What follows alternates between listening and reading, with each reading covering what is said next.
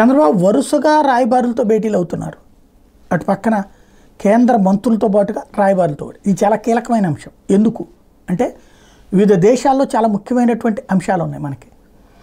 ప్రతి దేశంలో కూడా ఆ దేశంలో ఉన్న పారిశ్రామికవేత్తలు, వ్యాపారవేత్తలు పెట్టుబడి వేరే దేశంలో పెట్టడానికి రాయబారులనే సంప్రదిస్తారు, విదేశాంగ శాఖను సంప్రదిస్తారు.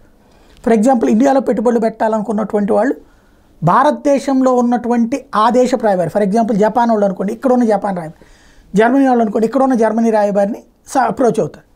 వాళ్ళు ఈ దేశంలో ఉన్న పరిస్థితులు ఏ ప్రభుత్వాలు ఫ్రెండ్లీ ప్రభుత్వాలుగా ఉన్నాయి, వెంటనే పని ఎక్కడ అవుతుంది, తొందరగా మనం ఎక్కడ ఇండస్ట్రీ పెట్టచ్చు, తొందరగా ఎక్కడ వ్యాపారం పెట్టుకోవచ్చు అన్నటువంటిది వాళ్ళు ఎవరైతే వాళ్ళతో బాగా ఫ్రెండ్లీగా ఉంటారో వాళ్ళ పేర్లు చెప్తారు.